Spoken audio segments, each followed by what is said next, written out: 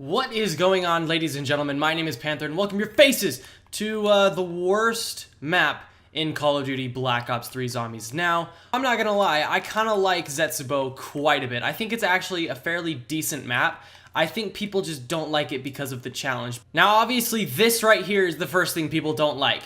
The fact that you have to spend a bajillion points just to turn on the power. You gotta start in the spawn room, then you gotta go over here, and then you gotta go there, and then you gotta go all the way over there, and it's complicated in order to turn on the power. You know, I think that's people's biggest problem is the fact that this map is way too big, and there are too many things to buy in order to turn on power. And then to turn on power, you also have to go swimming, and that's just, you know, it's kind of annoying. But to be honest, it can be kind of fun. I don't find it to be tedious, I find it to be challenging.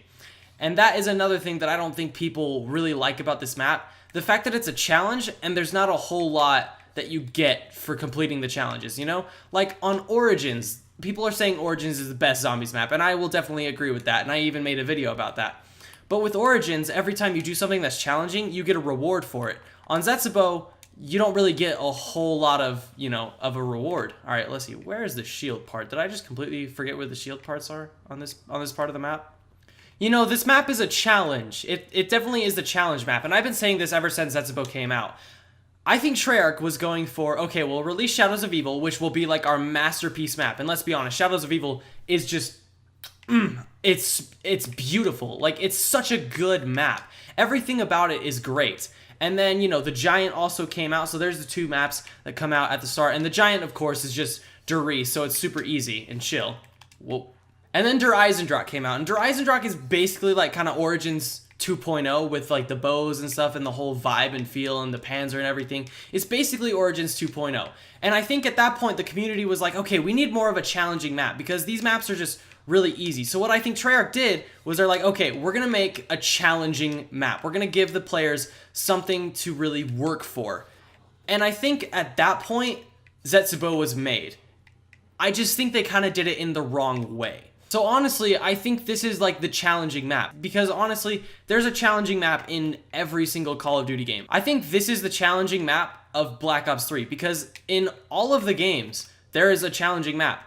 On, you know, World at War, those were all pretty easy, so I would say the challenging map on World at War is probably Der Riese, just because it was the most complicated one. But on Black Ops 1, I would say the challenging map is Moon, you know? I honestly think Moon is probably the most challenging and complicated map on Black Ops 1. Black Ops 2, they decided to release the challenging map in the beginning, which is Transit, and then, you know, the rest of them were pretty easy from there. So obviously, every game has a challenging map, and I think Zetsubou was supposed to be the challenging map. They just kind of went about it the wrong way. You know, we don't get anything for doing the challenges. Like I said, it's round 4. Normally we'd have the power on, but you gotta open all this, and then you gotta put that in there. You gotta go down here, get the water, open everything up, and then, I mean, it's just kind of a mess. You know what I'm saying?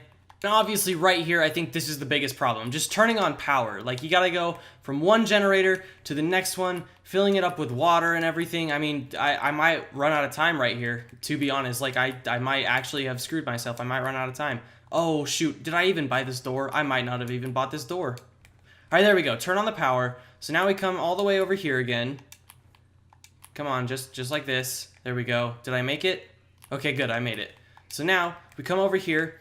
Open this. Now we start cooking a grenade because there's gonna be little bitches spawning right there. Yep, there we go. And I'm pretty sure we got some thrashers. Yep, we got a thrasher, of course. I didn't do a good enough throw right there, so we gotta take this guy out. Thrashers in this map honestly spawn in like every 5 seconds, and you gotta shoot these things, which is ridiculous. And of course, it's Farm Simulator 2016. People complain about the plant system, but I don't think it's that bad, because you don't have to use the plants in order to do well on this map. I think the only plant on this map that is actually like worth making is the one that gives you a perk. Because then you don't have to waste an unquenchable, you don't have to waste on the house. You just get like your KT4 or the Masamune, and then just shred. Are you kidding me? What the where? Why? Okay, that's what I'm talking about right there. That dude just came out of nowhere.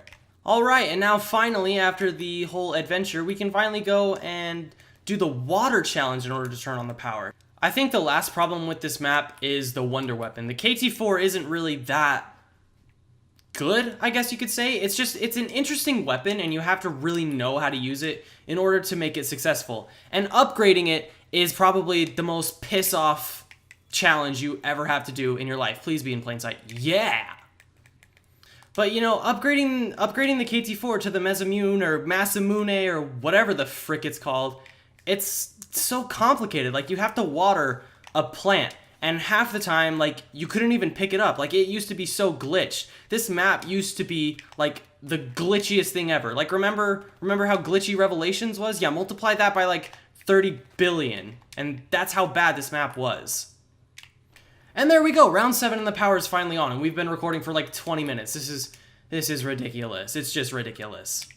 Now, yes, the Masamune, or whatever the frick you call it, is actually pretty good. It's actually a decent wonder weapon. You really just have to know how to use it properly, and that's the thing. People don't really understand how to correctly use it. This map is kind of all over the place, but I do like it. I do like the challenge aspect of it. This isn't an easy map for beginners. Like, if you're a beginner, don't play this map. If you're a beginner, play Der Eisendrache or the Giant. I mean, even Gorod Krovi can be an easy beginner map. I mean, think about it. Gorod really is kind of the best of both worlds. It's an easy map to get into if you're a beginner, but it also has complicated things for, you know, the seasoned vets of this game.